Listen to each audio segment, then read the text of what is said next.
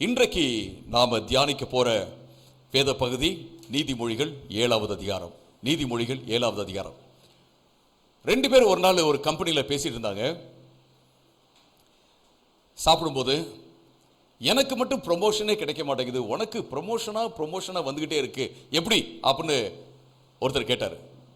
ஒருத்தர் சொன்னாரு, அதுல ஒரு சீக்ரெட் இருக்கு அப்படின்னு அவர் சொன்னாரு. என்ன சீக்ரெட் இருக்கு, சொல்லு சொல்லு சொல்லு அப்படின்னாரு. நான் சாப்பிட்டு முடிச்சுட்டு சொல்றேன், நம்ம சாப்பிடலாம் அப்படின்னு சொல்லி. நீ எப்படிலாம் வேலை செய்யற சொல்லு அப்படின்னு அவர் கேட்டார். அப்ப அவர் சொன்னார், நான் இப்படி செய்யறேன், அப்படி செய்யறேன், இப்படி செய்யறேன், அப்படி செய்யறேன் அப்படின்லாம் சொன்னார். சொன்னதுக்கப்புறம் இப்போ சாப்பிட்டு முடிச்சாச்சு, கையை கழுவிக்காச்சு, இப்போ அவங்க மறுபடியும் டேபிளுக்கு போறதுக்கு அவங்க வந்து ரெடி ஆயிட்டாங்க. அப்போ அவர் சொன்னார், நீ என்னென்ன மிஸ்டேக்லாம் பண்றியோ என் வாழ்க்கையில் நான் அதை பார்த்து அந்த மிஸ்டேக்கை நான் பண்ணாமல் இருக்கணும்னு நான் யோசிக்கிறேன், அப்படியே நான் செய்கிறேன், அதனால தான் எனக்கு ப்ரொமோஷன் அப்படின்னு சொன்னார். நம்முடைய வாழ்க்கையில் நம்ம நிறைய விஷயங்களை பேசலாம். அவங்கள பாருங்க இப்படி விழுந்துட்டாங்க, இவங்கள பாருங்க கடல்ல போய் மாட்டிட்டாங்க, அவங்கள பாருங்க வாழ்க்கையில சந்தோஷமே இல்லை, இவங்கள பாருங்க அப்படி செஞ்சுட்டாங்க அப்படின்னு சொல்லிட்டு நம்ம எல்லாம் பேசுறோம். ஆனா பேசிட்டு அதுல இருந்து நம்ம ஏதாவது கற்றுக்கொண்டோமா அப்படிங்கிறது ரொம்ப ரொம்ப முக்கியமான ஒரு காரியம். ஒரு பிராக்டிக்கல் விஸ்டம், அதாவது நடைமுறை வாழ்க்கைக்கான ஒரு ஞானம் என்ன அப்படின்னா, மற்றவங்களுடைய மிஸ்டேக்ல இருந்து நாம கவனித்து அதிலிருந்து நாம் பாடங்களை கற்றுக்கொள்வது மிக மிக முக்கியமான ஒரு காரியம். இன்றைக்கு நாம கேட்டுக்கொண்டிருக்கிற இந்த செய்தியினுடைய தலைப்பு என்ன அப்படின்னா, observe, learn and live in godly wisdom. கவனியுங்கள், பாருங்கள், கற்றுக்கொள்ளுங்கள், தேவனுடைய ஞானத்தில் வாழுங்கள். கவனியுங்கள், பாருங்கள், கற்றுக்கொள்ளுங்கள், தேவனுடைய ஞானத்தில் வாழுங்கள் என்பதுதான். நம்ம வாழ்க்கையில நிறைய விஷயங்களை பார்க்கிறோம். நியூஸ் பேப்பர்ல நம்ம வாசிச்சு நிறைய பேர் சொல்லுவாங்க, அப்படி நடந்துருச்சா, இப்படி நடந்துச்சா, ஸ்கேம் நடந்துருச்சா, ஒருத்தர் கால் பண்ணாரா, அவங்க போன் அட்டன் பண்ணாங்களா, இப்படி இது பண்ணிட்டாங்களா அப்படின்னு சொல்லிட்டு அடுத்த நாள் பார்த்தீங்க அப்படின்னா இவரே வந்து போன் அட்டன் பண்ணியிருப்பார், இவரே வந்து நம்பர் கொடுத்திருப்பாரு. ஏன்? மற்றவங்களுடைய மிஸ்டேக்ல இருந்து நம்ம கற்றுக்கொள்வது மிக மிக மிக மிக முக்கியமான ஒரு காரியம். நம்முடைய வாழ்க்கையில, நம்முடைய ஸ்கூல்ல, நம்முடைய கம்பெனியில, நம்முடைய ஆபீஸ்ல, நம்முடைய வியாபாரத்துல, நம்முடைய தொழில்ல, நம்முடைய ஊழியத்துல, எல்லாவற்றிலும் நாம இருக்கும்போது நாம இது வந்து ஒரு ஜாலியான விஷயம்னா ரொம்ப பெயினான விஷயம் இல்லை, வலி உள்ள விஷயம் இல்லை. நீங்கள் வந்து காஃபி குடிச்சோ கூட பார்க்கலாம். ஓகே, மற்றவங்க என்ன மிஸ்டேக் பண்ணுறாங்கன்னு சொல்லிட்டு, அவங்க எப்படி கஷ்டப்படுறாங்கன்னு சொல்லிட்டு நீங்கள் காஃபி குடிச்சு கூட பார்க்கலாம். ரொம்ப வலியானது இல்லை. ஆனால் அவர்கள் செய்த மிஸ்டேக்கை நீங்களும் பண்ணீங்கன்னா இது வலி கொடுக்கின்ற ஒரு காரியம் அப்படின்னு சொல்லிட்டு நம்ம பார்க்குறோம். ஸோ நம்முடைய வாழ்க்கையில் கவனித்து பார்க்க வேண்டும், மற்றவர்கள் செய்வதை கவனித்து பார்க்க வேண்டும், அதிலிருந்து கற்றுக்கொள்ள வேண்டும், நம்ம தேவனுடைய ஞானத்திலே வாழ வேண்டும் என்பதை நம்ம பார்க்குறோம். 2 பேர் நடந்து போயிட்டு இருந்தாங்க. ஒரு ஆத்தங்கரைக்கு அவங்க வந்தாங்க. ஒரு போர்டு போட்டுருந்துச்சு, டேஞ்சர், ஸ்ட்ராங் கரண்ட்ஸ் அப்படின்னு போர்டு போட்டுருந்துச்சு. அபாயம், அந்த நதி ஓட்டம் ரொம்ப வேகமாக இருக்கு அப்படின்னு சொல்லிட்டு ஒரு சைன் போர்டு அங்கே போட்டிருந்துச்சு. ஒருத்தன் என்ன செஞ்சான், இதெல்லாம் எனக்கு பிரச்சனையே இல்லை, நான் பார்த்துக்குவேன் அப்படின்னு சொல்லிட்டு அவன் தண்ணியில் குதிச்சு அவன் விளையாட ஆரம்பிச்சான். திடீர்னு அப்படியே அந்த நதி ஓட்டத்தில் அப்படியே இழுத்துட்டு போயிட்டான். இன்னொருத்தன் இதெல்லாம் பார்த்த ஒருத்தன் என்ன செஞ்சான் அப்படின்னா, நம்ம ஜாக்கிரதையாக இருந்துக்கணும்னு சொல்லிட்டு ரொம்ப ஜாக்கிரதையாக இருந்து அவன் தன்னுடைய வாழ்க்கையை காப்பாற்றி கொண்டான். பல வேளைகளில் இந்த மாதிரி சைன் போஸ்ட் இருக்குல்ல, இந்த மாதிரி ரெஸ்ட்ரிக்ஷன்ஸ் இருக்குல்ல, இந்த மாதிரி சில காரியங்கள் சொல்லப்படுதில்ல, அதை நம்ம என்ன நினைக்கிறோம் அப்படின்னா, நம்முடைய சுதந்திரத்தை தடை பண்ணும், சுதந்திரத்தை கட்டுப்படுத்தும் ஒரு காரியம் அப்படின்னு நம்ம நினைக்கிறோம். இல்லை, இது நம்முடைய வாழ்க்கையை காப்பாற்றும் ஒரு காரியம். எத்தனை பேர் விசுவாசிக்கிறீங்க? நம்முடைய வாழ்க்கையை காப்பாற்றும் ஒரு காரியம். எத்தனை பேர் வாசிக்கிறாங்க, குடியை கெடுக்கும் அப்படின்னு சொல்லிட்டு. ஆனா அதை வாசிச்சுட்டு போயிட்டு அரசுறாங்க, அவங்க குடிக்கிறாங்க. ஆனா மற்றவங்களுடைய வாழ்க்கையை பார்த்தாவது திருந்துவாங்களா அப்படின்னா அவங்க திருந்துறதே இல்லை அப்படிங்கிறத பார்க்குறோம். இன்னைக்கு நாம இந்த நீதிமொழிகள் 7வது அதிகாரத்தில் என்ன பார்க்குறோம் அப்படின்னு கேட்டீங்கன்னா, முதலாவதாக 1 to 5 வசனம் வரை உள்ள வசனங்களை நம்ம பார்க்கும்போது, இங்கே முக்கியமாக சாலமோன் இந்த வசனங்களை சொல்றாரு. அல்லது நம்ம இப்படி எடுத்துக்கலாம், ஒரு ஞானி வாழ்க்கையில் அனுபவிச்சு பாடங்களை கற்றுக்கொண்ட ஒரு மனிதன் இப்படியாக சொல்வதை நம்ம பார்க்கிறோம். என் மகனே, நீ என் வார்த்தைகளை காத்து என் கட்டளைகளை உன்னிடத்தில் பத்திரப்படுத்து, என் கட்டளைகளையும் என் போதகத்தையும் உன் கண்மணியை போல் காத்துக்கொள், அப்பொழுது பிழைப்பாய். அவைகளை உன் விரல்களில் கட்டி அவைகளை உன் இருதய பலகையில் எழுதிக்கொள். இச்சக வார்த்தைகளை பேசும் அந்நிய பெண்ணாகிய பரஸ்திரிக்கு உன்னை விலக்கி காப்பதற்காக ஞானத்தை நோக்கி நீ என் சகோதரி என்றும் புத்தியை பார்த்து நீ என் இனத்தாள் என்றும் சொல்லுவாயாக. நம்ம பார்க்கிறது என்ன அப்படின்னா, இந்த ஞானம் என்ற அந்த காரியத்தை நீ உன் வாழ்க்கையிலே ரொம்ப ரொம்ப முக்கியமான ஒரு காரியமாக வைத்துக்கொள் அப்படின்னு சொல்றதை பார்க்குறோம். எப்படிலாம் நம்ம வச்சுக்கணுமா, நம்முடைய கண்மணியை போல வச்சுக்கணுமா. நம்ம யாராவது குத்த வந்தாங்கன்னா டக்குன்னு நம்முடைய கண்ணு மூடி கண்மணியை பாதுகாக்கிறது. வாழ்க்கையில் நீங்கள் குத்துக்கு நான் பார்த்துக்கலாம் அப்படின்னு சொல்லிட்டு நம்ம இருக்கவே கூடாது. ஏதாவது ஒரு காரியம், ஞானமற்ற காரியம், புத்தியீனமான காரியம் நம்முடைய வாழ்க்கையை தாக்கி நம்முடைய வாழ்க்கையை அழிக்கும் என்றால் அதை வேலையாக நம்ம அடக்கி தடுத்து நம்மை காப்பாற்றிக் கொள்வது மிக மிக முக்கியமான காரியம் என்று நம்ம பார்க்குறோம். கண்மணியை போல நாம் காத்து கொள்ள வேண்டும் ஞானத்தை. அப்ப நம்ம பிழைப்போம். அது மட்டுமல்ல, விரல்களில் கட்டி அவைகளை உன் இருதய பலகையில் எழுதி கொள் அப்படின்னு பார்க்கிறோம். விரல்களில் கட்டினா அதை ஆபரணமா நீ போட்டுக்க. உனக்கு அழகு கொடுக்க வேண்டிய காரியம் என்னன்னா உன்னுடைய ஞானம் தான் என்று இந்த இடத்துல சொல்வதை பார்க்கிறோம். அது மட்டுமல்ல, உன்னுடைய இருதய பலகையில் எழுதிக்கொள். யாராவது எப்போ பார்த்தாலும் சொல்லியே அதை செய்யாத, இதை செய்யாத, அன்னைக்கு பாத்தியா இப்படி செஞ்ச அப்படின்னு சொல்லிக்கிட்டே இருக்கிற மாதிரி இல்லாம நம்முடைய இருதய பலகையில எழுதி வச்சிட்டோம் அப்படின்னம்னா யாரும் சொல்லவே தேவையில்லை. நீங்க நம்மை நாமே வழிநடத்த முடியவில்லை என்றால் வேறு யாரையும் நம்ம வழிநடத்தவே முடியாது. உங்களுக்கு நீங்க தான் டீச்சர், உங்களுக்கு நீங்க தான் லீடர், உங்களுக்கு நீங்க தான் மோட்டிவேட்டர். உங்களை உற்சாகப்படுத்துற நபர் யார் அப்படின்னா நீங்க தான். நம்முடைய இருதய பலகையில நாம தான் எழுதி வச்சுக்கணும் அப்படின்னு சொல்லிட்டு நம்ம பார்க்கிறோம். இது ரொம்ப ரொம்ப முக்கியமான ஒரு காரியம். அது மட்டுமல்ல, இங்கே பார்க்கிறோம், உன் ஞானத்தை பார்த்து சகோதரின்னு சொல்லு, புத்தியை பார்த்து நீ என் இனத்தால் என்று சொல்லு. உன்னுடைய ரிலேட்டிவ் ஒருத்தவங்க இருப்பாங்களே, உன்னுடைய சகோதரி இருப்பாங்களே, எப்போது கூடயே வருகிற ஒரு இனத்தால், கம்பேனியன் அப்படின்னு இருக்கு, சில வெர்ஷன்ஸ்ல கம்பேனியன் இருக்கு. உன்னோட எப்போதுமே இருக்கிற நண்பனாக யாரை வச்சுக்கணும் அப்படின்னா இந்த ஞானத்தை வைத்துக் கொள்ள வேண்டும் என்று பார்க்கிறோம். நீங்க திரும்பி பாருங்க, ஞானம் உங்க பக்கத்துல இருக்கு. இங்க திரும்பி பார்த்தா இங்க ஞானம் இருக்கு. உங்க இதயத்துல பார்த்தா ஞானம் இருக்கு. உங்க மூளையில பார்த்தா ஞானம் இருக்கு. மனசுல பார்த்தா ஞானம் இருக்கிறது. எங்க பார்த்தாலும் ஞானம் இருக்கிறது. அதை நாம நம்மோடு கூட வைத்துக் கொள்ள வேண்டும் என்று இந்த இடத்துல நாம பார்க்கிறோம். ஏன் அப்படின்னா ஞானம் தான் நம்மை சோதனையில விழாதபடிக்கு, ஞானம் தான் நம்மை சரியில்லாத தீமையான கேடான தீர்மானங்களை எடுக்காதபடிக்கு நம்மை பாதுகாக்கும் என்று நம்ம பார்க்கிறோம். ஞானத்துக்கு ஆப்போசிட்டான மூடத்தனம். இங்க இந்த பெண் ஒரு பரஸ்திரி, ஆனால் அவள் மூடத்தனத்துக்கு ஒரு உதாரணமாக இருக்கிறாள். மூடத்தனம் எப்படி வரும் அப்படின்னா ரொம்ப அட்ராக்டிவா வரும், நம்மளை வஞ்சிக்கிற மாதிரி வரும், ரொம்ப அழகா வரும், நயம் பேசி வரும், நல்ல இந்த தேன் வார்த்தைகளை பேசுறாங்க அப்படின்றாங்க இல்லைங்களா, அது போல தேனை போன்ற இனிமையான வார்த்தைகளை பேசிதான் வரும். ஆனா அந்த வார்த்தைகளை நம்ம நம்பக்கூடாது என்பதை நம்ம பார்க்கிறோம். ரெண்டாவது காரியம் இந்த புத்தகத்தில் என்ன பார்க்கிறோம் அப்படின்னு கேட்டீங்கன்னா, ஆப்சர்வேஷனல் லெசன். நாம கவனிப்பதன் மூலமாக வருகின்ற அந்த பாடம் என்ன அப்படிங்கிறத பார்க்கிறோம். இங்கே 6வது வசனத்திலிருந்து 9 வரைக்கும் நீங்க வாசிங்கன்னா, இங்கே இந்த ஞானி சொல்றாரு, நான் என் வீட்டின் ஜன்னல் அருகே நின்று பலகனி வழியாய் பார்த்தபோது. நான் இப்படி இமேஜின் பண்றேன், நான் டெய்லி காலையில் பண்ணுற காரியம் தான். காஃபி எடுத்துக்கிட்டு மேலே போய் நின்று கொஞ்ச நேரம் எல்லாம் என்ன நடக்குது அப்படின்னு பார்க்குறது. ஓகே, இவர் என்ன செய்யறாரு, மேலே போயிட்டு ஜன்னலெல்லாம் திறந்து வச்சுட்டு காஃபி வச்சுட்டு, இமேஜின் பண்ணிக்கோங்க, காஃபி வச்சுட்டு அப்படியே பார்க்குறாரு என்ன நடக்குது, இந்த நகரத்தில் என்ன நடக்குது அப்படின்னு பார்க்குறாரு. அங்கே ஒரு வீதி இருக்கு, அந்த வீதியை பார்க்குறாரு. என்ன நடக்குது அப்படின்னா, பேதையர்கள் ஆகிய வாலிபருக்குள்ளே ஒரு புத்தியீன வாலிபனை கண்டேன். பேதையர்கள் நிறைய இருக்காங்க, நிறைய முட்டாள்கள் இருக்காங்க. அதுல ஒரு முட்டாளான ஒரு புத்தியீனமான ஒரு ஃபூலிஷ் யங் மேனை நான் பார்க்கிறேன். ஒரு புத்தியீனமான ஒரு வாலிபனை அங்க நான் பார்க்கிறேன் அப்படின்னு சொல்றாரு. கவனிச்சு பார்த்துட்டே இருக்கிறார். என்ன நடக்குது, அவன் மாலை மயங்கும் அஸ்தமான நேரத்திலும் இரவின் இருண்டன் அந்த அந்தகாரத்திலும் அவன் இருக்கும் சந்து கடுத்த தெருவில் சென்று அவன் வீட்டு வழியாய் நடந்து போனான். மாலை மயங்கும் அஸ்தமான நேரத்திலும் அவன் நடந்து போறான். அப்ப அவன் வீட்டில் இருக்கணும், ஆக்சுவலா வீட்டில் இருக்கணும், ஒய்ஃபோட பேசிட்டு இருக்கணும், பிள்ளைங்களோட உட்காந்து சாப்பிட்டு இருக்கணும், அவன் அந்த வேலையை தான் செஞ்சுட்டு இருக்கணும். ஆனா இந்த இருட்டான நேரத்துல அந்த வீதியில அவன் அப்படியே என்ன செய்யறான், நடந்து போய்கொண்டே இருக்கிறான். அவள் இருக்கும் சந்து கடுத்த தெருவில் சென்று அவள் வீட்டு வழியாய் நடந்து போனான். மெதுவா என்ன செய்யறான்னு கேட்டீங்கன்னா, எங்க புத்தியீனம் இருக்கோ, எங்க கேடு இருக்கோ அந்த இடத்துக்கு அவன் என்ன செய்யறான், நடந்து போறான் அப்படிங்கிறத நம்ம பார்க்கிறோம். அப்படின்னு இவர் பார்த்துக்கிட்டே அப்படியே என்ன செய்யறாரு, அவர் பார்த்து கவனிச்சுட்டு சொல்றாரு, இதான் நான் வாழ்க்கையில் பார்க்குற காரியம், நான் வீதியில் பார்க்குற காரியம், நான் ஜன்னலை திறந்து பார்த்த போது இதான் நான் பார்த்தேன். எனவே வாலிபனே, நீ என்ன செய், நல்லாரு. நான் பார்த்த காரியத்திலிருந்து உனக்கு சொல்ற காரியம் என்ன அப்படின்னா இதுதான்.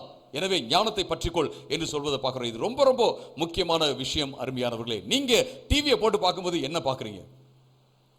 நீங்க ஒரு புத்தகத்தை படிக்கும்போது என்ன பார்க்குறீங்க? நியூஸ் பேப்பரை படிக்கும்போது என்ன பார்க்குறீங்க? அல்லது மற்றவங்க பேசும்போது என்ன கேட்குறீங்க? அல்ல மற்றவங்க உங்ககிட்ட சொல்லும்போது என்ன சொல்றாங்க? Is there a lesson in every conversation? எல்லாம் நீங்க பேசுறதுல கேட்கறதுல இருந்து ஏதாவது நீங்க கற்றுக்கொள்ள முடியுமா? நிச்சயமாக கற்றுக்கொள்ள முடியும், நிச்சயமாக கற்றுக்கொள்ள முடியும். அருமையானவர்களே, இது ரொம்ப ரொம்ப முக்கியமான ஒரு காரியம். அதனால தான் வேதத்தில் நம்ம பார்க்குறோம், உபாகமம் 6வது அதிகாரத்தில் பிள்ளைங்களோட பெற்றோர்கள் என்ன செய்யணுமா, உட்காரும் போது, எழுந்திருக்கும் போது, படுத்திருக்கும் போது, நடக்கும் போது அவங்க கிட்ட வந்து தேவனுடைய வசனத்தை பேசிக்கிட்டே இருக்கணும் அப்படின்னு சொல்வதை நம்ம பார்க்கிறோம். அருமையானவர்களே, ஸோ இது ரொம்ப ரொம்ப முக்கியமான ஒரு காரியம். நீங்களும் நானும் இன்னைக்கு நிறைய விஷயத்தை பார்க்குறோம். தெருவில் அப்படி நடந்துருச்சான், ஓ இப்படி நடந்துருச்சான், நியூஸ் பேப்பரில் பார்த்தீங்களா? What lessons are you learning from those pieces of news? அந்த செய்தி துணுக்குல இருந்து நீங்க என்னத்தை கத்துக்கிறீங்க? நான் என்னத்தை கத்துக்கிறேன்? மற்றவங்க மிஸ்டேக், கீழே விழுந்துட்டாங்களா, அப்படியே போனாங்களா, ஹெல்மெட் போடலையா, அப்படியே விழுந்து, ஹெல்மெட் போடாதனால என்ன ஆயிடுச்சுன்னா செத்து போயிட்டா. நீங்க ஹெல்மெட் போடுறீங்களா? சீட் பெல்ட் போடல, சீட்டு பெல்ட் மட்டும் போட்டிருந்தா அன்னைக்கு அந்த பிரதர் தப்பிச்சிருப்பாரு. எத்தனை ஆக்சிடென்ட்ஸ் நம்ம கேட்குறோம். நீங்க சீட்டு பெல்ட் போடுறீங்களா? அதெல்லாம் ஒன்றும் தேவையில்லை, ஒன்றும் பிரச்சனை இல்லை. பக்கத்தில் ஒய்ஃபில் யாரோ வந்து கொஞ்சம் சீட்டு பெல்ட் போடுங்களா, ஒரு இதுக்கெல்லாம் தேவையில்லை பிரதர். வாழ்க்கையில் நாம மற்றவங்களுடைய ஆக்சிடென்ட்ல இருந்து நாம கற்றுக்கொள்ளணும். மற்றவங்க செய்கிற தப்பான காரியத்திலிருந்து நாம பாடங்களை கற்றுக்கொள்வது மிக மிக முக்கியமான ஒரு காரியம். இதுக்கு தான் ஆப்சர்வேஷனல் லேர்னிங் அப்படின்னு பேரு. நம்ம மற்றவங்களை பார்த்து கற்றுக்கொள்ளும் காரியம். அருமையானவர்களே, மூன்றாவதாக நம்ம இங்கே என்ன பார்க்கிறோம் அப்படின்னா, 10 to 20 வரைக்கும் நம்ம வாசிக்கும் போது இந்த பெண் எப்படி வந்து அவனை சோதிக்கிறா அப்படிங்கிறத பார்க்குறோம். இதுல இருந்து நம்ம ஒரு பெண் அப்படின்னு எடுத்துக்க தேவையில்லை. ஒருவேளை அப்படிப்பட்ட ஒரு காரியத்துக்கு நம்ம போகாமல் இருக்கலாம். ஆனால் வாழ்க்கையில் வருகின்ற முட்டாள்தனமான காரியங்கள், புத்தியீனமான காரியங்கள் நம்மளை வந்து நயப்படுத்த முடியும், நம்மளை வந்து வஞ்சிக்க முடியும் அப்படிங்கிறத பார்க்குறோம். 10 நீங்கள் வாசிக்கும் போது என்ன பார்க்குறோம்? அப்பொழுது இதோ வேசியின் ஆடையை அணிந்து தரித்திருந்த தந்திர மனம் உள்ள ஒரு ஸ்திரீ அவனுக்கு எதிர்பட்டாள். அவள் வாயாடியும் அடங்காதவளும் அவள் கால்கள் வீட்டிலே தரித்திருக்கவில்லை. சில வேளை வெளியில் இருப்பாள், சில வேளை வீதியில் இருப்பாள், சந்துகள் தோறும் பதிவிருப்பாள். அவள் அவனை பிடித்து முத்தம் செய்து முகம் நாணாமல் அவனை பார்த்து, சமாதான பலிகள் என்மேல் சுமந்திருந்தது, இன்றைக்குத்தான் என் பொருத்தனைகளை நிறைவேற்றினேன். ஆதலால் நான் உன்னை சந்திக்க புறப்பட்டு உன் முகத்தை ஆவலோடு தேடினேன். இப்பொழுது உன்னை கண்டுபிடித்தேன். என் மஞ்சத்தை இரத்தின கம்பளங்களாலும் எகிப்து தேசத்து விசித்திரமான மெல்லிய வஸ்திரங்களாலும் சிங்காரித்தேன். என் படுக்கையை வெள்ளை போலத்தாலும் சந்தனத்தாலும் இலவங்க பட்டையாலும் வாசனை காட்டினேன். வா, விடிய காலம் வரைக்கும் சம்போகமாயிருப்போம், இன்பங்களினால் பூரிப்போம். புருஷன் வீட்டிலே இல்லை, தூர பிரயாணம் போனான். பணப்பையை தன் கையிலே கொண்டு போனான். குறிக்கப்பட்ட நாளிலே வீட்டுக்கு வருவான் என்று சொல்லி அவள் இனிமையான வசனத்தோடு பேசினான். முட்டாள்தனம் என்னைக்குமே இப்படிதான் வரும். இங்க பாத்தீங்கன்னா அவள் சொல்றா, நான் போனேன், பலி செலுத்தினேன், இப்ப என்னது எல்லாம் சமாதான பலியெல்லாம் நான் செலுத்திட்டு வந்தேன் அப்படின்னா, போன செஞ்ச பாவத்துக்கெல்லாம் இப்போ என்னது பலியை செலுத்தாச்சு, இப்போ பாவம் செய்யறதுக்கு ரெடி ஆயிட்டாங்க. Some religious or in other words we can say spiritual appearance, ஒரு மத தோற்றம் அல்லது ஆவிக்குரிய தோற்றம் மாதிரி வருது. ஆனால் இனிமையான பேசுறா, பாவத்துக்கு அழைக்கிறா அப்படின்னு சொல்லி நம்ம பார்க்குறோம். அருமையானவர்களே, when I present half truth as whole truth, I am deceiving people.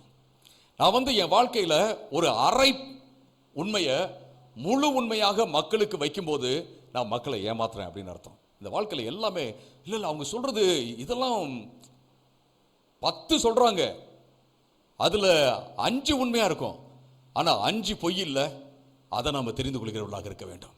ஏன்னா வஞ்சனை அப்படிங்கிறது, தீமை அப்படிங்கிறது இப்படிதான் வரும் அருமையானவர்களே. அவளுடைய தோற்றத்தை பார்த்தோன்னே இவன் புரிஞ்சிருக்கலாம், ஆனா புரியல. ஆனா சிலர் அப்படிதான் இருக்காங்க, சிலர் அப்படிதான் இருக்காங்க. தோற்றம் அப்ப நான் பார்த்த போதே நான் யோசித்தேன். எப்ப அப்படின்னா கீழே விழுந்ததுக்கு அப்புறம் பார்த்த போதே நான் யோசித்தேன். நான் ஆனா இவ்வளவு தூரம் வந்துச்சு கேட்கலான்ட்டு, ஆனா கேட்கல. ஏன் கேட்டிருக்கலாமே, அல்லது பேசியிருக்கலாமே, அல்லது இன்னும் ஒரு நாள் கழிச்சு நான் டிசைட் பண்றேன்னு சொல்லியிருக்கலாமே, இன்னும் ஒரு வாரம் கொடுங்க அப்படின்னு நம்ம சொல்லியிருக்கலாமே.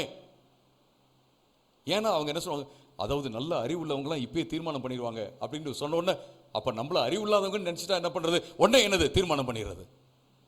என்ன வேணாலும் யார் வேணாலும் சொல்லட்டும், திஸ் இஸ் யோர் லைஃப், இது உங்க வாழ்க்கை, இது உங்களுடைய தேவன். உங்களுடைய தேவனுக்கும் உங்களுடைய வாழ்க்கைக்கும் இடையில யார் வந்தாலும் சரி, அவங்கள தள்ளி போடுங்க. நீங்க சொல்லுங்க, என்னுடைய வாழ்க்கையின் தீர்மானத்தை, இந்த மாதிரியான காரியத்தெல்லாம் நான் இன்னும் ஜெபம் பண்ணி தான் தீர்மானம் பண்ணுவேன், இன்னும் நேரம் எடுத்து தான் தீர்மானம் பண்ணுவேன், ஒன்றும் பிரச்சனை இல்லை, ஆண்டவர் எனக்கு என்ன நன்மை வைத்திருக்கிறாரோ அது எனக்கு வரும் அப்படின்னு நீங்க சொல்லுங்க. உடனடியாக நம்ம தீர்மானம் பண்ணணும் அவசியம் இல்லை. ரொம்ப அட்ராக்டிவா இருந்துச்சு சொல்லும் போதே, ரொம்ப இருக்கட்டும், உட்காந்து யோசிங்க. இது ரொம்ப ரொம்ப முக்கியமான ஒரு காரியம் அருமையானவர்களே. பிசாசு ரெண்டு கொம்பெல்லாம் வச்சுக்கிட்டு, ஒரு வாழெல்லாம் வச்சுக்கிட்டு, இந்த ஒரு ஈட்டி மரல் திரிசூலம்லாம் வச்சுக்கிட்டு அப்படியே நாக்கெல்லாம் நீட்டிக்கலாம் வரவே மாட்டான். ரொம்ப அழகா வருவான். ஏன் வெள்ளை ஆடை அணிந்து கொண்டு வருவான், ஏன் ஒளி அப்படியே ரொம்ப பிரகாசமா. அவங்க அந்த பிரதரை பார்க்கும்போதே, ஒருத்தர் சொன்னார், ஒரு கள்ள போதலை போயிட்டு விழுந்துட்டார். அந்த பிரதர் பேசும்போது பார்த்தீங்கன்னா அவ்வளவு இனிமையா பேசுறாரு பாஸ்டர். அது மட்டுமல்ல, அவரை பார்த்தோன்னே, முகத்தை பார்த்தோன்னே அப்படியே அந்த ஆண்டவருடைய பிரகாசம், ஆண்டவருடைய பிரகாசம்ன்றீங்க, அவர் கள்ள போதனை இப்படியே சொல்லி சொல்லி சொல்லி கிறிஸ்தவர்கள் தங்களை ஏமாற்றிக் கொள்கிறார்கள். ஆக்ட்ரஸஸ் பார்த்தீங்கன்னா அவங்க முகத்திலையும் தான் பிரகாசம் இருக்கிறது. சிலர்லாம் உங்க முகம் எப்பயுமே க்ளோவா இருக்கு எப்படி அப்படின்னு கேட்குறாங்க இன்டர்வியூல. இல்லை நான் மேக்கப்லாம் போடுறதில்ல, ஆனா அதான் எப்படி அவங்களுக்கு என்ன தேவ பிரகாசமா? அருமையானவர்களே, நாமளே வஞ்சித்துக் கொள்ளக்கூடாது. நம்ம மைண்டை யூஸ் பண்ணி, ஆண்டவர் கொடுத்த அந்த அறிவை யூஸ் பண்ணி நம்ம யோசிப்பது மிக மிக முக்கியமான ஒரு காரியம். எவ்வளவு வார்த்தைகள் பேசினாலும் இவர் பார்க்கிறார், என்ன நடக்குது அப்படிங்கிறத ஜன்னல் வழியா பார்க்கிறார், கவனித்து பார்த்து இப்படிலாம் நடக்குதுப்பா அப்படின்னு சொல்லிட்டு அவர் சொல்றதை நம்ம பார்க்கிறோம். அப்படி நடக்கிறதுனால நீ ஜாக்கிரதையாக இரு என்று இந்த வாலிபனுக்கு இந்த ஞானி சொல்வதை பார்க்கிறோம் அருமையானவர்களே. அப்புறம் என்ன நடக்குது? நல்ல அழகான வார்த்தைகள்லாம் பேசப்பட்டு விட்டது. அப்புறம் என்ன பார்த்தீங்கன்னா, 21 இருந்து நீங்க வாசிக்கும் போது, 21 23 வரை வாசிக்கும் போது, தன் மிகுதியான இனிய சொற்களால் அவனை வசப்படுத்தி, தன் உதடுகளின் மதுர வாக்கினால் அவனை இணங்க பண்ணினாள். உங்களை ரொம்ப டூ மச்சா ஒருத்தவங்க புகழ்ந்தாங்கன்னா கொஞ்சம் ஜாக்கிரதையா இருங்க. ரொம்ப டூ மச்சா, உங்களுக்கே தெரியும் நீங்க யார் என்ன அப்படின்னு சொல்லி தெரியும்.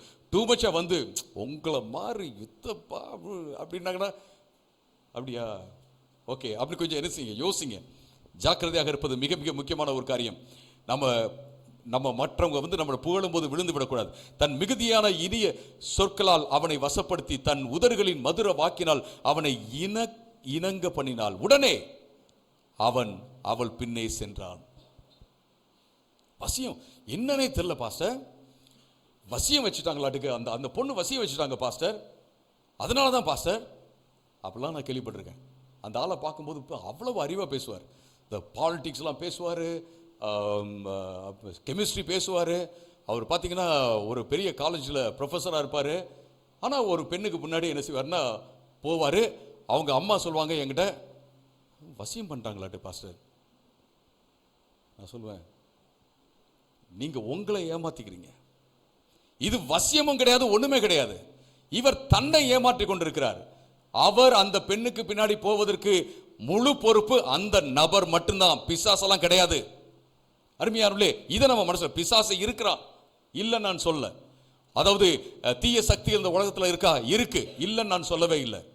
ஆனா நீங்க எடுக்கிற தீர்மானத்துக்கு, நான் எடுக்கிற தீர்மானத்துக்கு, நாம எடுக்கிற தீர்மானத்துக்கு வாழ்க்கையில நாம முழுவதுமாக பொறுப்பு. இதை நம்ம மறந்து விடவே கூடாது அருமையானவர்களே. அவன் என்ன செய்ய அப்படியே பின்னாடி போறான்.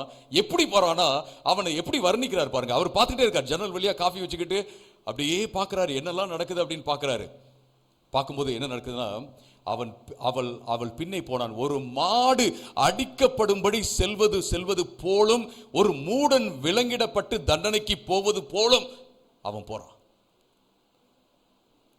ஒரு மாடை அடிக்கிறதுக்கு கொண்டு போகிறாங்க. அது போல கட்டெல்லாம் போட்டாச்சு, விலங்கெல்லாம் போட்டாச்சு. அவன் என்ன செய்றான்? அப்படியே வசியம் பண்ணப்பட்டவன் போல இருக்கிறான். அதுக்கு யார் பொறுப்புனா அவன் தான் பொறுப்புன்னு சொல்லி பார்க்குறான். அது மட்டுமல்ல, ஒரு குருவி தன் பிராணனை வாங்கும் கண்ணியை அறியாமல் அது அதில் விழ தீவிரிக்கிறது போலும். விழ தீவிரிக்கிறது. ஒரு ட்ராப் இருக்கு, அது ட்ராப்னே தெரியல, நான் போய் அதில் விழுந்துடணும்னு சொல்லிட்டு அது என்ன செய்யுது? ஃபாஸ்ட்டாக அது போகுது. அது போல என்ன செய்றான்? அவன் போகிறான், அவளுக்கு பின்னே போனான், அம்பு அவன் ஈரலை பிளந்தது. பின்னாடியே போறான், அம்பு வருது. நீங்க யோசிச்சு பாருங்க, யாராவது உங்களை கட்டி விலங்கு போட்டு கூட்டு போயிட்டே இருக்கிறாங்க, இங்க நில்லுன்னு சொல்றாங்க, நிக்கிறீங்க, எந்திரின்னு சொல்றாங்க, எந்திரிக்கிறீங்க, வான்னு சொல்றாங்க, வரீங்க, எப்படி இருக்கும் யோசிச்சு பாருங்க. இந்த உலகத்தினுடைய டெம்டேஷன், சோதனை, வஞ்சகமான வார்த்தைகள், அது அப்படிதான் நம்மளை செய்யும். அது நம்மளை இப்படி சோதிச்சிடும், நம்மளை வந்து வசியப்படுத்துற, ஒரு ஹிப்னடைஸ் பண்ணது போல நம்மளை பண்ணிடும். நம்ம அது சொல்லும்போது உட்காருவோம், எந்திரிக்குன்னு சொல்லும்போது எந்திரிப்போம். சிலர்லாம் ஒரு சில காரியத்துக்கு அடிக்ட் ஆயிடுவாங்க. அவங்கள வந்து நீங்க அந்த அடிக்ஷன்ல இருந்து நீங்க விடாம நான் பேசிட்டு, ஒருத்தருக்கு வந்து ஒரு அடிக்ஷன் இருந்துச்சு. அவரு அந்த டைம்க்கு என்ன செய்யணும்னு கேட்டீங்கன்னா, அந்த அடிக்ஷனுக்குள்ள போய் தான் ஆகணும். இல்லை ஒன்றும் பிரச்சனை இல்லை, அதெல்லாம் நான் விட்டுருவேன், ஒன்றும் பிரச்சனை இல்லை, ஒன்றுனா விட்டுறலாம் பாஸ்டர், அதில் என்ன இருக்குது அப்படின்னாரு. அப்படியா, சரின்னு சொல்லிட்டு நான் பார்த்தேன், டைம் பார்த்தேன், ஓகே இந்த டைமுக்கு அவருக்கு அது தேவை, ரைட். நம்ம சும்மா பேசிகிட்டே இருப்போம், ஜாலியாக பேசிட்டு நல்லா நானும் ஜோக்கெல்லாம் அடித்து பேசிகிட்டு இருக்கேன். நானும் இந்த டைம் பாஸ் ஆகிட்டே இருக்கு, ½ hour ஆயிடுச்சு. திடீர்னு பார்த்தீங்கன்னா அவங்க ஒய்ஃப்ட்ட கோவப்படுறாரு, அடுத்து பார்த்தீங்கன்னா என்னமோ கோவப்படுறாரு, இது வாங்கலையா அது வாங்கலையா, ஏதோ என்னமோ பேசுகிறாரு. நான் சொன்னேன், why are you getting irritated?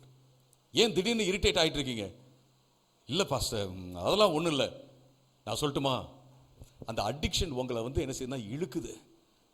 இந்த ஆள் இங்கே உட்காந்து பேசிக்கிட்டே இருக்கிறானே அப்படின்னு நீங்கள் யோசிக்கிறீங்க. ஒய்ஃபும் பார்த்தீங்கன்னா காஃபி டீலாம் கொடுத்து இந்த ஆளை பேச வச்சுட்டு இருக்காருன்னு நீங்கள் யோசிக்கிறீங்க. இது உங்களை இழுக்குது. This is called addiction. இதுதான் அடிக்ஷன். நீங்க இதிலிருந்து நீங்க வெளியில வரணும். ஃபர்ஸ்ட் ஆஃப் ஆல், நீங்க இதை நான் வந்து என்னுடைய சக்தினால, என்னுடைய பலத்தினால மேற்கொள்ள முடியாது அப்படிங்கிறத சொல்லணும். இது வந்து எனக்கு ஒரு ப்ராப்ளம் அப்படிங்கிறத சொல்லணும். இது வந்து என்னை விலங்கு போட்டுருச்சுன்னு சொல்லணும். நான் வந்து இதுக்கு பின்னாடி ஒரு மாடு அடிக்கப்படுவது போல நான் போயிட்டு இருக்கிறேன் அப்படின்னு சொல்லணும். நானே போயிட்டு இந்த ட்ராப்ல நான் விழுந்திருக்கிறேன் அப்படிங்கிறத நீங்க முதல் சொல்லுங்க. பெரிய ஆள் மாதிரி காமிச்சிக்காதீங்க. அதுக்கப்புறம் தான் சொல்யூஷன் வரும். ப்ராப்ளம் அப்படிங்கிறத சொல்லிட்டீங்கன்னா சொல்யூஷன் வந்து கண்டுபிடிக்கிறது ஈஸி தான். பட் எனக்கு ப்ராப்ளமே இல்லை அப்படின்னு சொன்னோம்னா சொல்யூஷன் எங்கேருந்து வரும்? பேசும்போது பார்த்தீங்கன்னா அழ ஆரம்பிச்சிட்டார். அருமையானவர்களே, இது ரொம்ப ரொம்ப முக்கியமான ஒரு காரியம். நம்ம எல்லாத்தையும் பார்க்குறோம், அதுலேருந்து நம்ம என்ன கற்றுக்கொள்கிறோம் அப்படிங்கிறது ரொம்ப முக்கியமானது. அடுத்து பார்த்தீங்கன்னா 5வது நம்ம பார்க்குறது 24லேருந்து 27 வரைக்கும் நீங்கள் வாசிக்கும் போது ஒரு ஃபைனல் வார்னிங் அந்த இடத்துல கொடுக்கப்படுவதை நம்ம பார்க்குறோம். ஆதலால் பிள்ளைகளே, நான் இந்த காஃபியை குடிச்சிட்டே ஜன்னலை திறந்து அப்படியே வீதியில் என்ன நடக்குதுன்னு பார்த்தேன் பாருங்க, இதெல்லாம் நான் பார்த்தேன். அதனால அவர் சொல்றாரு, ஆதலால் பிள்ளைகளே எனக்கு செவி கொடுங்கள், என் வாயின் வார்த்தைகளை கவனியுங்கள். உன் இருதயம் அவள் வழியிலே சாய வேண்டாம், அவள் பாதையிலே மயங்கி திரியாதே. அவள் அநேகரை காயப்படுத்தி விழப்பண்ணினாள், பலவான்கள் அநேகரை கொலை செய்தாள். அருமையானவர்களே, நாம நிற்கிறதும் நிர்மூலமாக இருப்பதும் கர்த்தருடைய கிருபை. எத்தனை பேர் சொல்ல முடியும்? பிரைஸ் தி லார்ட், ஹalleluya, ஹalleluya.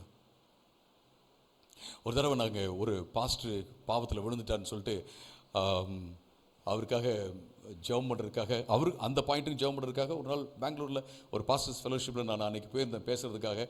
எல்லாம் பேசினாங்க. என்ன பேசினேன், எப்படி விழுந்தா தெரியுமா, அப்படி விழுந்தா தெரியுமா, இப்படி விழுந்துட்டா, அது அப்பயே எனக்கு தெரிஞ்சு அப்படின்லாம் பேசிட்டு இருந்தாங்க. ஒரு மூத்த போதகர் இருந்தார். அவர் சொன்னார், நீங்கள் வந்து இன்றைக்கி அவரை பற்றி பேசுகிறீங்க, சும்மா ஒரு ஆள் ஒன்று சொன்னால் போதும், நம்ம ப்ரேயர் பண்ணலாம், ஒன்றும் பிரச்சனை இல்லை. பட் இவ்வளோ வந்து அவர் இன்றைக்கி நம்ம மத்தியில் இல்லை, அவரை பற்றி நம்ம இவ்வளோ இது பேசுகிறோம். யாராவது ஒருத்தவங்க போயிட்டு அவர்கிட்ட ஆலோசனை சொன்னீங்களா? நண்பர்கள் நீங்களாக இருக்கீங்க, ஆலோசனை சொன்னீங்களா? அவருக்காக முன்னாடியே ப்ரேயர் பண்ணிங்களா? அல்லது இப்போ நம்ம அந்த காரியத்திலேருந்து என்ன கற்றுக்கொள்கிறோம் சொல்லுங்கள், அதை பற்றி பேசலாமா அப்படின்னு கேட்டார். நான் நிற்பது நிச்சயமாக தேவனுடைய கிருபை தான். நான் நிர்மூலமாக இருப்பது தேவனுடைய கிருபை. நீங்களும் நானும் நம்ம எல்லோருமே நிற்பது, நம்ம யாரையும் பார்த்து விழுந்த உடனே நான் நிற்கிறேன், அப்படிலாம் சொல்லவே தேவையில்லை. நம்ம அதிலிருந்து என்ன கற்றுக்கொள்ளலாம், எப்படி அந்த நபரை வந்து மீண்டும் கொண்டு வரலாம் அப்படிங்கிறத யோசிக்கிறதுல தப்பே கிடையாது. அதுக்கு முன்னாடி கொண்டு வரீங்களோ கொண்டு வரலையோ, நீங்களும் நானும் அதுலேருந்து என்ன பாடத்தை கற்றுக்கொண்டோம், நாம் வாழ்க்கையில் நாம் சுதாரித்து இருப்பதற்கு நம்ம என்ன பாடத்தை கற்றுக்கொண்டோம், அது ரொம்ப ரொம்ப முக்கியமான ஒரு காரியம். பலவான்களையும் அவள் வீழ்த்த முடியும், பலவான்களையும் சோதனை வீழ்த்த முடியும். நான் அப்படின்னா அவள் அப்படின்ற போது அதை நான் வந்து எவ்விதமான சோதனைக்கு நான் எடுத்துக்கிறேன், எவ்விதமான மாரல் டிசிஷன் இம்மாரல் டிசிஷனுக்கு நான் எடுத்துக்கிறேன். அதாவது ஆண்டவருக்கு பிடிக்காத எந்த காரியத்தையும் அது ரெப்ரசன்ட் பண்ற மாதிரி நான் எடுத்துக்கிறேன். அது நம்மை வீழ்த்த முடியும். அருமையானவர்களே, அவள் வீடு பாதாளத்துக்கு போகும் வழி, அது மரண அறைகளுக்கு கொண்டு போய் விடும். கடைசியில் பார்த்தீங்கன்னா அழிவு தான் என்று சொல்லி இவர் முடிக்கிறத நாம் பார்க்குறோம். நீங்களும் நானும் இந்த உலகத்தில் நிறைய காரியத்தை பார்க்குறோம். என்னத்தை கற்றுக்கொள்கிறோம் அப்படிங்கிறதான் ஆப்சர்வேஷனல் லேர்னிங். நம்ம பார்க்கும்போது ஒவ்வொரு காரியத்திலிருந்தும் நம்ம பாடங்களை கற்றுக்கொண்டே இருக்க வேண்டும். ஒரு 4 முக்கியமான காரியங்களை நான் உங்களோடு கூட பகிர்ந்து கொள்ள போகிறேன். இப்போ observe, learn and live. How to do it. நம்ம கவனிக்க வேண்டும், கற்றுக்கொள்ள வேண்டும், வாழ வேண்டும். எப்படி இதை செய்யலாம்? முதலாவதாக, புத்தியீனமான மக்களுடைய, அதாவது கெட்ட தீர்மானங்களை எடுப்பவர்களுடைய வழியை நீங்க நல்லா கவனிச்சு பாருங்க. இது ரொம்ப ரொம்ப முக்கியம். புத்தியீனமான தீர்மானங்களை எடுக்கிற, கெட்ட தீர்மானங்களை எடுக்கிற அவர்களுடைய வழியை நீங்க நன்றாக பாருங்க அப்படின்றத பார்க்குறோம். பார்த்து நம்ம வந்து பெருமை கொள்வதற்காக அல்ல, சிரிப்பதற்காக அல்ல, பாடங்களை கற்றுக்கொள்வதற்காக நாம் பார்ப்பது மிக மிக முக்கியமான ஒரு காரியம். ஒரு அம்மா தன்னோட சின்ன பிள்ளைகிட்ட சொல்லுவாங்க, ஸ்டவ்வை தொடாத, நெருப்பை தொடாத அப்படின்னு சொல்லுவாங்க. அது என்ன செய்யும்? இந்த அம்மா சரியே இல்லை அப்படின்னு சொல்லும். அப்புறம் போய் தொட்ட உடனே சுற்றும். அதுக்கப்புறம் அது போய் தொடு அப்படின்னா அது தொட மாட்டேன் அப்படின்னு சொல்லும். நம்முடைய வாழ்க்கையில் அப்படிதான். ஆனால் சிலருக்கு பார்த்தீங்கன்னா தொட்டுக்கிட்டே இருக்காங்க, மறுபடியும் போய் தொடுறாங்க. ஒரு தடவை தொட்டாச்சு, ஒரு குழியில் விழுந்தாச்சு, அதே குழியில் போயிட்டு மறுபடியும் என்ன சொல்லக்கூடாது, நம்ம விழக்கூடாது. அருமையானவர்களே, நாம அதாவது இந்த உலகத்தில் புத்தியீனமாக நடந்து கொண்டவர்கள், கெட்டு போனவர்கள், அதாவது கஷ்டப்படுறவங்க, தீர்மானங்களை சரியா எடுக்காம கஷ்டப்படுறவங்களுடைய வாழ்க்கை உங்களுக்கு தெரியுமா? நிறைய பேருக்கு தெரியும் இல்லையா? நம்ம பார்க்குறோம். எல்லாருமே நல்லவங்களாம் கிடையாது, எல்லாருமே நீங்களும் நானும் கூட நல்லவங்கலாம் கிடையாது. நம்ம இங்கே நம்ம வாழ்க்கையில் நம்ம பார்த்துருப்போம், இவங்க வாழ்க்கையில் நல்ல தீர்மானங்கள் எடுக்கல, இந்த விஷயத்தில் நல்ல தீர்மானங்களை எடுக்கல. நம்ம என்ன கேட்டிங்கன்னா, அதை சரியாக பார்த்து அதனுடைய விளைவுகள் என்ன அப்படிங்கிறத பார்த்து நம்ம உட்கார்ந்து யோசித்து அதிலிருந்து நல்ல காரியங்களை கற்றுக்கொள்வது மிக மிக முக்கியமான ஒரு காரியம். நீங்கள் எசேக்கியேல் 18வது அதிகாரத்தை நீங்கள் வாசிச்சு பாருங்கள் வீட்டில் போயிட்டு. எசேக்கியேல் 18வது அதிகாரத்தில் மக்கள் என்ன சொல்கிறாங்கன்னா, எங்களுடைய முற்பிதாக்கள் வந்து திராட்சை காய சாப்பிட்டாங்க, எங்களுடைய பழம்லாம் கூசுது அப்படின்னு அவங்க சொன்னாங்க. எப்ப அவர்கள் பாபிலோன் தேசத்துல அடிமைகளாக இருந்தபோது அவங்க சொன்னாங்க, ஆண்டவர் சொன்னாரு, நீங்க தாங்க பாவம் செஞ்சிருக்கீங்க, உங்க பாவத்தை நீங்க பாருங்க அப்படின்னு சொல்லிட்டு ஆண்டவர் சொல்லும்போது, இல்ல என்ன நடக்குது அப்படின்னா, முற்பிதாக்கள் பாவம் செஞ்சாங்க, அதனாலதான் இன்னைக்கு நாங்க கஷ்டப்பட்டு இருக்கோம். நிறைய பேர் இப்படி இருக்காங்க இல்லைங்களா? ஏங்க நீங்க கஷ்டப்படுறீங்க? தலை விதிங்க. ஏங்க கஷ்டப்படுறீங்க? ஏதோ ஒரு சந்ததி சாபம் எங்க வீட்டில் இருக்கு, ஏன் கஷ்டப்படுறீங்க? முற்பிறவில நான் செஞ்ச காரியம். அருமையானவர்களே, இப்படி பல்வேறு விதங்களில் மக்கள் வந்து தங்களுடைய பொறுப்பை தட்டி கழிக்கிறத நம்ம பார்க்குறோம். இங்கே நம்ம என்ன பார்க்குறோன்னா, நம்முடைய வாழ்க்கைக்கு நாம் பொறுப்பு. மற்றவங்க செய்கிற தப்புல இருந்து நாம் நல்ல காரியங்களை கற்றுக்கொள்ள வேண்டும். அங்கே எசேக்கியேல் 18வது அதிகாரத்தில் நம்ம பார்க்குறது 3 ஜெனரேஷன்ஸ் பற்றி பேசுகிறார். ஒரு அப்பா நல்லவர் இல்லை, ஒருத்தர் வந்து நல்லவர், அவர்கிட்ட வந்து என்ன செய்கிறான், நல்ல காரியத்தை கற்றுக்கிறான். இன்னொருத்தன் என்ன செய்கிறான் அப்படின்னு கேட்டிங்கன்னா, கெட்ட அப்பாக்கிட்ட இருந்து நல்ல காரியத்தை கற்று அவன் நல்லா இருக்கிறான். அவன் வந்து கெட்டு போகிறது கிடையாது, அவன் அழிக்கப்படுறதில்லை. ஐம் சாரி, ஆள் வந்து கெட்டவர், அவன் வந்து என்ன செய்வான், சாகவே சாவான். அடுத்த ஆள் வந்து நல்லவன். அவன் ஏன் நல்லவன் அப்படின்னா, கெட்ட அப்பாக்கிட்ட இருந்து நல்ல காரியத்தை கற்று அவன் நல்லவனாக இருக்கான், அவன் சாகவே சாவதில்லை. அவனுடைய பையன் ஒருத்தன் இருக்கான், அவன் கெட்ட காரியத்தை செய்கிறான், அவன் என்ன செய்வான், சாகவே சாவான். எனக்கு இந்த வசனத்தை வாசிக்கும் போதெல்லாம் ரொம்ப பிடிச்ச காரியம் என்ன அப்படின்னா, கெட்ட அப்பாக்கிட்ட இருந்து நல்ல காரியத்தை கற்று அவன் என்ன செய்கிறான், நல்லா இருக்கிறான். ஆனால் யாரெல்லாம் வந்து புத்தியினர்கள் தெரியுமா? எங்கள் அப்பா அப்படி செஞ்சாரு, அதனால தான் நான் இப்படி இருக்கேன், எங்கள் அம்மா அப்படி செஞ்சாங்க, அதனால தான் அப்படி இருக்கிறேன் அப்படின்னு சொல்கிறவங்க புத்தியினர்கள். அருமையானவர்களே, யார் என்ன கெட்ட காரியமும் செஞ்சுட்டு போட்டோம், நாம அந்த கெட்ட காரியத்தை இருந்து நல்ல காரியத்தை கற்றுக்கொண்டோமா அப்படின்னு தான் நம்ம யோசிக்க வேண்டும். நான் ஒருத்தட்ட பேசிட்டு இருக்கும்போது இந்த வாரத்தில் நான் சொன்னேன், எங்க அப்பா எங்க அம்மாவை அடிப்பாரு. நான் வந்து கல்யாணம் பண்ணும்போது நான் யோசித்தேன், அதெல்லாம் பார்க்கும்போது நமக்கு ஒரு ஒய்ஃப் இருந்தாங்க அப்படின்னா நாம அவங்களை அடிக்கவே கூடாதுன்னு நான் யோசித்தேன். எங்க அப்பா பக்கத்தில் நான் உட்காந்து நான் ஒரு நாள் பேசுனதே கிடையாது. எனவே நான் யோசித்தேன், நான் அப்பாவா இருக்கும்போது என் பிள்ளைங்களாம் என்கிட்ட வந்து நல்லா பேசுற மாதிரி இருக்கணும், என் மேல விழுந்து விளாடுற மாதிரி இருக்கணும். அப்ப நான் யோசித்தேன். இப்படி பல்வேறு விதங்களில் யோசித்து எங்க அப்பா இருந்து எங்க அப்பா கிட்ட இருந்த கெட்ட காரியத்திலிருந்து நல்ல காரியங்களை நான் கற்றுக்கொண்டேன். எங்க தாத்தாவும் என்னது குடிகாரர் தான், குடிப்பார். ஆனா அவர்கிட்ட ஒரு நல்ல காரியம் என்ன கற்றுக்கொண்டேன்னா, ரோமன் கத்தோலிக்க சபை தான், ஆனா கரெக்டா டைமுக்கு போயிட்டு அங்க உட்கார்ந்துருவாரு. அதை நான் கற்றுக்கொண்டேன். அருமையானவர்களே, இப்படி என்னுடைய நண்பர்கள் சிலர்லாம் பார்த்தீங்க அப்படின்னா பாஸ்டராக இருந்தாலும் அவங்களும் என்ன சில கெட்ட காரியங்களை செய்கிறாங்க. அவர்கள்ட்ட இருந்து நான் நல்ல காரியத்தை கற்றுக்கொண்டேன், கெட்ட காரியத்திலிருந்து நல்ல காரியத்தை கற்றுக்கொண்டேன். எல்லா பாஸ்டர்ஸும் அப்படி தான் பண்ணுறாங்க, இதெல்லாம் வழக்கம் அப்படிலாம் நான் சொல்கிறதெல்லாம் கிடையாது. அவங்க செய்கிறாங்க, ஆனால் நான் என்ன செய்ய மாட்டேன்.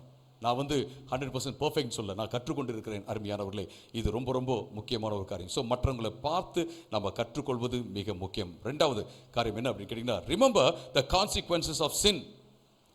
பாவத்தினுடைய விளைவுகள், அவங்க கெட்ட காரியம் செஞ்சு என்ன நடந்துச்சு அப்படிங்கிறத மனசில் நல்லா பொருத்தி வைத்துக் கொள்ள வேண்டும், பொறித்து வைத்துக் கொள்ள வேண்டும். அது ரொம்ப ரொம்ப முக்கியமான ஒரு காரியம். இங்கே அவர் சொல்றாரு 21 22 வரைக்கும் நீங்க வாசிச்சு பார்த்தீங்கன்னா, நீதிமொழிகள் 7வது அதிகாரத்தில் 21 22 தன் மிகுதியான இனிய சொற்களால் அவனை வசப்படுத்தி கொண்டு போனான். அவன் எப்படி போனான்னா, அடிக்கப்படுற ஒரு மாடு போல அவன் பின்னாடி போனான் அப்படிங்கிறத பார்க்குறோம். அது மட்டுமல்ல, ஒரு டிராப்ல, ஒரு வலையில போயிட்டு விழுவதற்கு தீவிரிக்கிற ஒரு பறவை போல அவன் இருந்தான் அப்படின்னு சொல்லிட்டு அவர் சொல்றதை பார்க்குறோம். இது எல்லாத்தையும் நம்ம பார்த்துட்டு என்ன செய்யணும் அப்படின்னா, பாடத்தை கற்றுக்கொண்டு நம்ம அதை மனசில் வச்சுக்கணும். எப்படி அவர் விழுந்தார், எப்படி இவர் விழுந்தார், எப்படி இவர் கெட்டு போனார், அவர் எப்படி கெட்டு போனார், இதெல்லாம் நம்ம மனதில் வைத்துக்கொள்வது ரொம்ப இம்பார்ட்டன்ட். நம்மளை வந்து பெருமையாக பேசிக்கிறதுக்காக கிடையாது, நாம் வாழ்க்கையில் அந்த காரியத்தை செய்து கொள்ளக்கூடாது என்பதை மனதில் வைத்துக்கொள்வதற்கு அருமையானவர்களே. ஒரு எலியை பார்த்தீங்க அப்படின்னா, இந்த எலியை என்ன செய்யும், சீஸ் வச்சுருந்தா அந்த சீஸ் ஸ்மெல் அதுக்கு ரொம்ப பிடிக்கும், சாப்பிட்டா நல்லா இருக்கும் அப்படின்னு யோசிக்கும். ரொம்ப இமேஜினேஷன்லாம் அதுக்குள்ளே வரும். போயிட்டு நம்ம சாப்பிடலான்னு அதை கடிச்சிச்சுன்னா ட்ராப் என்ன செய்யணும், அது விழுந்துடும்.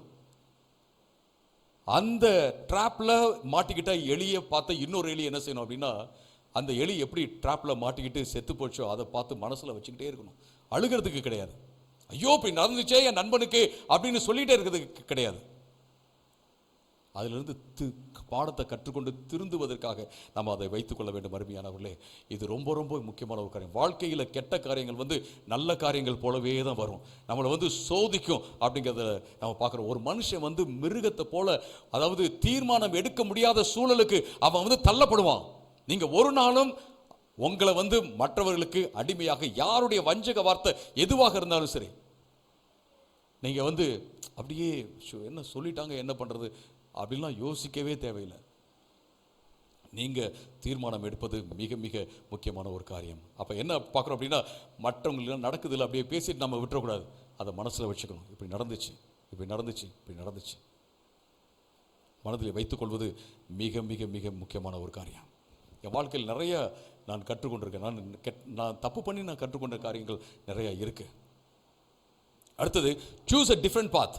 மற்றவங்கெல்லாம் கெட்டு போவதற்கு என்ன வழியை தேர்ந்தெடுத்தாங்களோ அந்த வழியை எடுக்கவே கூடாது. நாம வேற வழியை தேர்ந்தெடுப்பது மிக மிக முக்கியமான, வேறு தீர்மானங்களை எடுப்பது மிக மிக முக்கியமான ஒரு காரியம். அப்ப நம்ம என்ன தீர்மானங்களை எடுக்கலாம், எது நல்ல காரியம் அப்படிங்கிறத நம்ம எக்ஸ்ப்ளோர் பண்றது ரொம்ப முக்கியம்.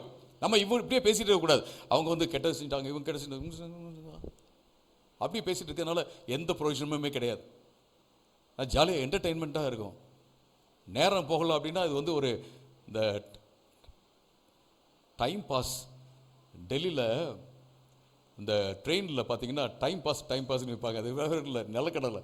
அதை பார்த்தீங்கன்னா சாப்பிட்டு ஃபுல்லாக ட்ரெயின் ஃபுல்லாக போட்டிருப்பாங்க. இதுக்கு பேர் என்ன, டைம் பாஸ். ஏன்னா அதை தட்டி உரித்து சாப்பிட்டுக்கிட்டு நீங்கள் அங்கேருந்து ஃபரிதாபாத்லேருந்து டெல்லிக்கு போகிறதுக்குள்ளே நீங்கள் என்ன செய்யலாம், ஒரு இது பார்த்து வாங்கினீங்கன்னா போதும், அதை முடிக்கும் போதே டெல்லி வந்துடும். we are not here to pass our time. இந்த உலகத்தில் நம்ம டைமை பாஸ் பண்ணுறதுக்கெலாம் இல்லவே இல்லை, அந்த அளவுக்குலாம் நம்மகிட்ட டைம் கிடையாது. மற்றவங்க என்ன செய்கிறாங்க தப்பு, அந்த அவங்க அவங்க தப்பு செஞ்சு என்ன விளைவுகளை அவங்க வந்து பெற்றுக்கொண்டார்கள் அப்படிங்கிறத பார்த்து அவங்க என்ன வழியில் போனாங்க அப்படின்றத பார்த்து நம்ம வேற வழியில் நல்ல வழியில் போவதற்கு மட்டும்தான் நமக்கு டைம் இருக்குது. இந்த உலகத்தில் நடக்கும் காரியங்கள்லாம் ஒரு பாட புஸ்தகம் போல அருமையானவர்களே. இதுலேருந்து நம்ம கற்றுக்கொள்வது மிக மிக முக்கியமான ஒரு காரியம். நம்முடைய பிஸ்னஸில் சிலர்லாம் பார்த்தீங்கன்னா சேம் மிஸ்டேக் அவங்க பண்ணிகிட்டே இருப்பாங்க. சேம் மிஸ்டேக் ஏன் பண்ணுறீங்க, அவங்களும் பண்ணுறாங்க இவங்களும் பண்ணுறாங்க. இல்லை, நீங்கள் அவங்க போகிற பாதையிலிருந்து வித்தியாசமாக வேற பாதையில் நீங்கள் போங்க. உங்கள் பிஸ்னஸ் நிச்சயமாக வளரும், உங்கள் தொழில் நிச்சயமாக வளரும், உங்களுடைய வாழ்க்கையில் நீங்கள் வளருவீங்க. நீங்கள் எந்த பாதையில் போனால் வளர முடியும் அப்படிங்கிறத யோசிங்க. மற்றவங்களை பற்றி பேசிகிட்டே இருக்க தேவையில்லை. ஏன்னா அந்தளவுக்கு நமக்கு டைம் கிடையாது, அந்தளவுக்கு டைம் நமக்கு கிடையவே கிடையாது அப்படின்றத நான் பார்க்குறோம். 2 பேர் போகிறோம் ரோட்டில், ஒரு சைடு சேஃப் ரூட் அப்படின்னு போட்டிருக்கு, 1 வே தான் சேஃப் ரூட் அப்படின்னு போட்டிருக்கு.